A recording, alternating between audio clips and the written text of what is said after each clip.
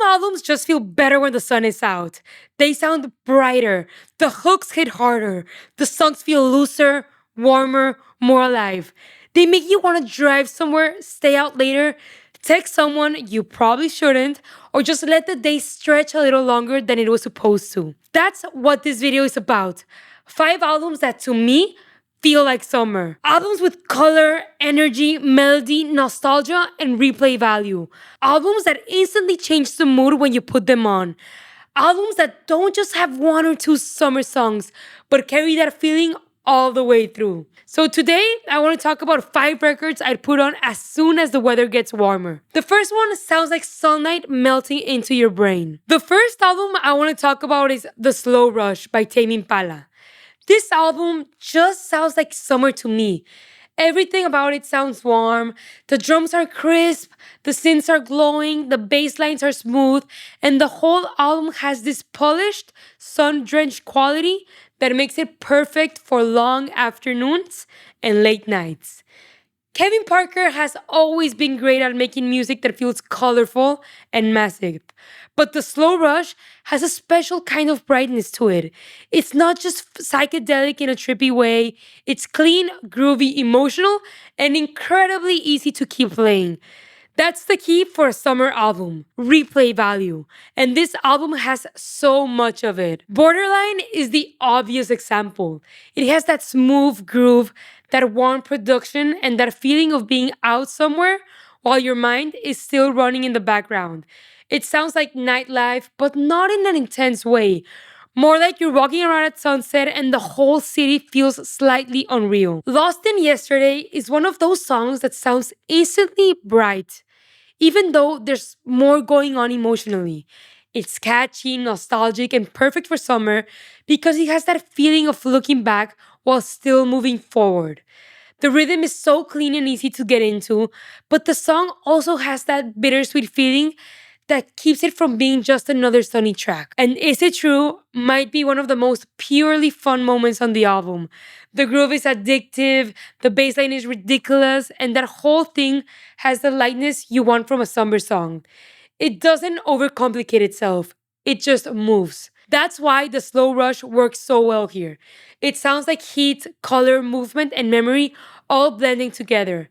It's the kind of album that can sit in the background at a gathering or fully take over your headphones when you're walking around in the sun. That's a summer album. Next is Suck It and See by Arctic Monkeys.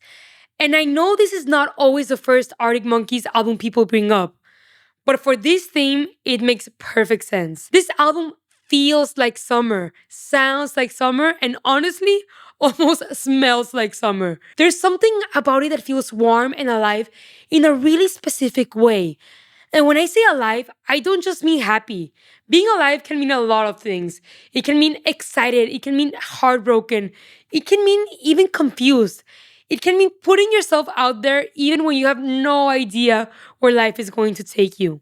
That's the feeling I get from this album. It has equal parts thunderous guitar riffs and melancholic lyrics. But even when the writing gets nostalgic, the album still feels exciting. It never fully sinks into sadness. There's always a melody, a guitar tone, or a little spark of attitude that keeps it moving. The title track, Suck It and See, is probably the clearest example of the album's sweetness. It's simple, melodic, and direct in a way Arctic Monkeys don't always let themselves be. There's something really refreshing about hearing them sound this open. Love is a Laser Quest brings out the more reflective side of the record. It feels nostalgic, but not boring. It has that feeling of looking back at something with affection, embarrassment, and maybe a little regret, but still being grateful that it happened. And That's Where You're Wrong is such a perfect closer. Sometimes artists want to end albums with the most delicate, dramatic moment possible. But I love that Arctic Monkeys end this one with something that feels introspective and fun at the same time. It doesn't close the album by making everything smaller. It closes it by keeping the album feeling alive. And to me, that perfectly summarizes Suck It and See. It's romantic, it's sunny, it's a little messy, and it has that energy of being young enough to feel everything intensely, but not always knowing what to do with it. That's why it belongs here. Next is Torches by Foster the People. And this album is basically sunshine with a little bit of anxiety underneath it. Even just hearing the intro of Helena Beat gives me chills. It's so well crafted, the way it opens, the way the rhythm comes in, the way the whole thing immediately feels colorful and alive.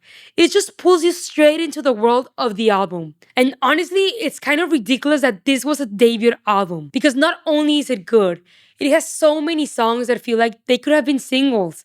If somebody asked me to pick one track from Torches to show somebody who had never heard the album before, I think my head would explode. That's how stacked it is.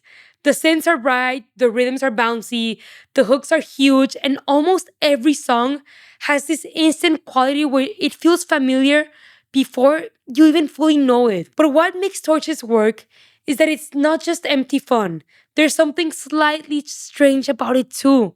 The album sounds happy, but not completely comfortable. It feels like a party where everyone is dancing, but there's still nervous energy in the room. And that contrast makes the sunny parts hit even harder. Helena Beat is a perfect opener because it gives you everything right away: color, movement, melody, and that restless feeling underneath the surface. It's upbeat, catchy, and bright, but there's also something about it that feels like it's trying to outrun something. I Would Do Anything For You is one of the sweetest moments on the record. It has this light, dreamy feeling that makes it perfect for summer. It's not trying to be huge or explosive, it just floats. And Houdini is one of the most fun songs here. The beat, the chorus, the energy, everything about it feels made to be played loud. It's the kind of song that instantly lifts the mood of a room. That's why Torches is such a strong summer album. It's bright, catchy, and easy to replay, but it has enough weirdness and tension to keep it interesting. It sounds like festivals, friends, heat, movement, and that early 2010s indie pop moment where every hook felt like it was built for a montage. And honestly, this album still works because the songs are just that good. Next is Walking on a Dream by Empire of the Sun. And this one is just pure summer fantasy. It's bright, colorful, a little ridiculous in the best way possible, and also completely committed to its own world. The synths are glowing, the choruses are huge, and the whole album has this feeling of being on vacation somewhere beautiful, but also slightly unreal. It's not that kind of summer album that feels like hanging out in your neighborhood. It feels more like putting on sunglasses, stepping outside, and suddenly pretending your life is a music video. And honestly, that's part of the fun. The title track, Walking on a Dream, is obviously the big one. It's catchy, dreamy, and instantly recognizable. The second that chorus hits, it just feels like sun, movement, and golden hour. It's one of those songs that can make basically anything feel more cinematic. We Are the People is probably my favorite song here. It has that huge nostalgic feeling where the song sounds happy, but also kind of sad at the same time. It's the kind of track that feels like a memory while you're still living it, which is exactly why it works so well for the summer. And Half Mast is another great one because it keeps the album fun and playful. It has that bouncy, slightly strange energy that makes Empire of the Sun feel so specific. It's pop music, but it doesn't feel boring or normal. It feels colorful, weird, stylish, and really easy to keep playing. That's why Walking on a Dream fits so well here. It's not subtle and it's not trying to be. It's the kind of album you put on when you want everything to feel brighter than it actually is. It feels like beaches, synths, sunset, oversized sunglasses, and making the day feel more dramatic for no reason. And sometimes that's exactly what a summer album should do. And for the final album I want to talk about is 18 Months by Calvin Harris. This one is different from the others, but if we're talking about albums that feel like summer, this absolutely belongs here. Because this album is basically the sound of early 2010s summer on maximum volume. It's big, bright, direct, and full of songs that feel made for festivals, car speakers, parties, gyms, beach days, and nights where every chorus feels larger than life. And I know this album is more EDM and pop than indie or rock, but that's exactly why I wanted it here. Summer music is not only guitars. Sometimes summer sounds like synths, drops, huge vocals, and hooks that take over every speaker around you. That's what 18 months does. It doesn't try to be subtle. It understands that sometimes the right summer album is the one that makes everything feel bigger. We'll Be Coming Back has that massive, bright, festival ready energy. The chorus feels built for a crowd, and the production has that clean, explosive sound that instantly brings you back to that era of dance music. Thinking About You is one of the smoother songs on the album, and it has such a perfect warm weather feeling. It's lighter, more melodic, and easy to keep replaying. It feels like the kind of track that works just as well in the background as it does turned all the way up. And Feel So Close is probably the emotional center of the album. It's simple, direct, and huge. That song has such a strong summer feeling because it's both personal and massive at the same time. It can feel like one person, one night, or an entire crowd singing the same thing. That's why 18 Months works so well as the final album here.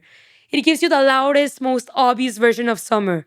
The version where everything is bright, crowded, excessive, and maybe a little ridiculous, but in the best way possible. This is the album for when the sun is still out, the speakers are too loud, and you don't really want the night to end.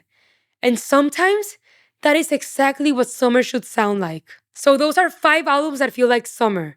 The Slow Rush by Tame Impala, Socket and Sea by Arctic Monkeys, Torches by Foster the People, Walking on a Dream by Empire of the Sun, and 18 Months by Calvin Harris. What ties these albums together is that they all have that instant warm weather quality. The hooks feel brighter, the production feels more colorful, the songs feel easier to replay, and when you put them on, they make normal moments feel a little more alive. That's what I want from a summer album. I want something that changes the mood immediately. Something that works in the car, outside, at night, with friends, or alone when you just want the day to feel a little bit more brighter than it actually is. And all 5 of these records do that for me. They're catchy, they're colorful, they're nostalgic, they're full of energy, and most importantly, they make me want to keep listening. Now I want to know your picks. What albums feel like summer to you? Not just individual songs, full albums that immediately put you in that mood. Comment your 5 or just that one album you always come back to when the weather gets a little bit more warmer. And if you enjoyed this video, leave a like, subscribe if you're new here, and let me know which seasonal album theme I should do next. Because we could definitely do albums that feel like winter, albums that feel like nighttime, albums that feel like a road trip. There are a lot of directions this can go. But for now, thanks for watching, and I'll see you next time in the record room. Bye bye.